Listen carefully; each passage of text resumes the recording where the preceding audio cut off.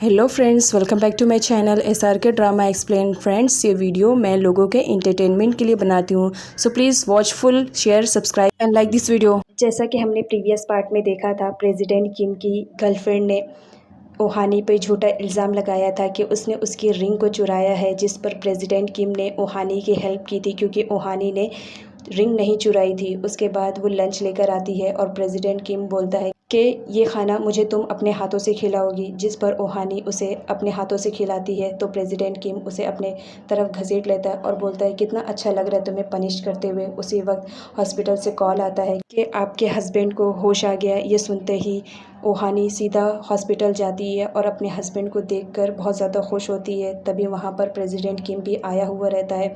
वो उसके हस्बैंड को ऑफ़र देता है उसकी वाइफ को सेल करने के लिए, जिस पर वो एग्री हो जाता है क्योंकि वो एक शराबी रहता है, उसे बहुत ज़्यादा लत रहती है शराब की। प्रेसिडेंट किम उसे इतने सारे पैसे देता है जिसकी वजह से वो फ़ौरन रेडी हो जाता है और बोलता है ठीक है, मैं अपनी वाइफ को डिवोर्स देने के लिए रेडी हूँ। उसके बाद प्रेसिडेंट किम बोलता है तुम कितने वाहियात किस्म के आदमी हो, कुछ पैसों की लालच से तुम अपनी ही वाइफ को बेचने चले हो। वो उसे बहुत ज़्यादा मारता है और डिवोर्स पेपर पे भी साइन करवा लेता है। प्रेसिडेंट किम ओहानी को बोलता है देखा तुम्हारा हस्बैंड कैसा है, बस इसी वजह से मैंने ये कॉन्ट्रैक्ट साइन करवाया है। अगर मैंने कॉन्ट्रैक्ट साइन नहीं करवाया होता तो तुम्हारा हस्बैंड तुम्हें कहीं और सेल कर देता। ये बात सुनते ही ओहानी शॉक्ड में हो जाती है कि मेरा हस्बैंड मुझे ही सेल कर देता, जिसके लिए मैं इतना ज़्यादा परेशान हूँ, इतनी ज़्यादा मेहनत कर रही हूँ, जॉब की तलाश में मारी मारी फिर रही हूँ, वही मुझे सेल करने वाला है। इस बात से वो बहुत ज़्यादा शॉक्ड हो जाती है। ओहानी का हस्बैंड बोलता है क्या हुआ अगर मैंने तुम्हें बेच दिया, मुझे कुछ पैसे मिल जाएंगे कुछ दिनों के लिए शराब पीने के लिए। तुम्हें मालूम है मैं कितने दिनों बाद होश में आया हूँ, तो फिर थोड़ी सी शराब पी लूँगा तो क्या होएगा। इस बात से ओहानी बहुत ज़्यादा गुस्सा हो जाती है। उसे समझ में नहीं आता कि मैं क्या करूँ। मेरे लाइफ में एक मेरा हस्बैंड ही था जिसके ज़रिए मैं अपनी ज़िंदगी गुजार रही थी, और वो ऐसा निकलेगा ये मैंने कभी सोचा नहीं था। वो वहाँ से जाने लगती है तो प्रेसिडेंट किम उसे रोकता है। ओहानी बोलती है तुम भी वैसे ही आदमी हो जैसा कि मेरा हस्बैंड, प्लीज़ मुझे यहाँ से जाने दो, मुझे किसी की ज़रूरत नहीं है। उसका हस्बैंड बोलता है तुम पैसे देने के लिए रेडी रहो, मैंने डिवोर्स पेपर पे ऑलरेडी साइन कर दिया है तो मुझे पेमेंट मिलनी चाहिए। जिस पर प्रेसिडेंट किम उसे खूब मारता है। उसके बाद ओहानी को दिखाया जाता है, वो बहुत ज़्यादा शॉक्ड रहती है और सोचती है कि अब तो मेरी लाइफ में कुछ मकसद ही नहीं रह गया है। उसके बाद तभी प्रेसिडेंट किम आता है और वो बोलता है कि तुम्हारा डिवोर्स ज़रूर हुआ है, लेकिन याद रखो कॉन्ट्रैक्ट पेपर पे तुमने साइन किया है, तुम मेरी वाइफ हो, इसलिए कुछ भी करने से पहले 10 बार सोचना। अगर तुमने कुछ भी ऐसा वैसा किया तो मुझसे बुरा कोई नहीं होगा। उसके बाद प्रेसिडेंट किम देखता है कि ओहानी के बॉडी पे बहुत ज़्यादा मार के निशान रहते हैं, जेल में रहने की वजह से वहाँ की लेडीज़ ने उसे बहुत ज़्यादा मारा था।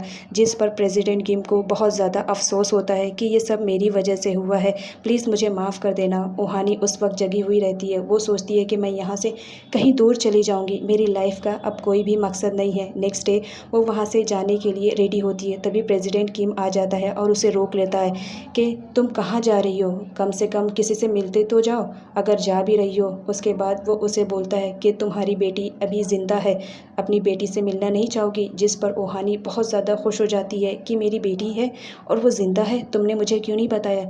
जिस पर प्रेसिडेंट किम बोलता है कि जब तुम्हारी बेटी हुई थी तो मैं उसे ले आया था, अगर तुम्हारे हस्बैंड को मालूम पड़ता तो वो सीधा इसकी जान ले लेता, इसलिए मैंने ऐसा किया। इधर प्रेसिडेंट किम की जो एक्स गर्लफ्रेंड रहती है उसे बहुत ज़्यादा बुरा लगता है। वो सोचती है कि मैं क्या करूं जिसकी वजह से ओहानी हट जाए रास्ते से और मैं प्रेसिडेंट किम की लाइफ में आ जाऊं। इसलिए वो प्लानिंग करती है। सूजी को मालूम रहता है कि प्रेसिडेंट किम की एक डॉटर है, तो वो सोचती है कि क्यों ना मैं उसे ही किडनैप कर लूं। अगर वो किडनैप हो गई तो मैं प्रेसिडेंट किम से जो चाहूँ वो करवा सकती हूँ। फिर प्रेसिडेंट किम को दिखाया जाता है जो कि ऑफिस में रहता है। वहाँ पर ओहानी आती है रोते हुए और उसे बताती है कि हमारी बच्ची को किसी ने किडनैप कर लिया है। वो बहुत ज़्यादा रोती है तो प्रेसिडेंट किम उसे बोलता है ठीक है तुम फिक्र मत करो, मैं अभी कुछ करता हूँ। उसे फ़ौरन मालूम हो जाता है कि ये काम किसी और का नहीं सूजी का होगा। वो फ़ौरन सूजी के पास जाता है और बोलता है कि तुम बताना ज़रूरी समझोगी कि तुमने मेरी बेटी को कहाँ पर रखा है। अगर तुमने बता दिया तो अच्छा रहेगा, अदरवाइज़ याद रखना मैं तुम्हारा बहुत ज़्यादा बुरा हाल करने वाला हूँ।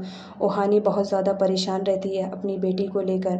नेक्स्ट डे प्रेसिडेंट किम वापस से सूजी के घर पर जाता है और सीधा उसका गला पकड़ लेता है और बोलता है, अगर तुमने अभी मुझे नहीं बताया कि मेरी बेटी कहाँ है तो याद रखना मैं तुम्हें अभी मार सकता हूँ। जिस पर सूजी बहुत ज़्यादा डर जाती है, उसे कुछ समझ में नहीं आता है। फाइनली वो सच्चाई बता देती है कि तुम्हें मालूम है मैं तुमसे कितना ज़्यादा प्यार करती हूँ, लेकिन तुम हो कि वो ओहानी के पीछे पड़े हो, वो स्टूपिड ओहानी, मिडिल क्लास लड़की। जिस पर प्रेसिडेंट किम बोलता है कि वो कोई मिडिल क्लास की लड़की नहीं है, वो मेरी वाइफ है, ज़रा इज्जत से बात करो, तुम मेरी वाइफ के बारे में बोल रहे हो। अगर मेरी बेटी को कुछ भी हुआ तो याद रखना मुझसे बुरा कोई नहीं होगा।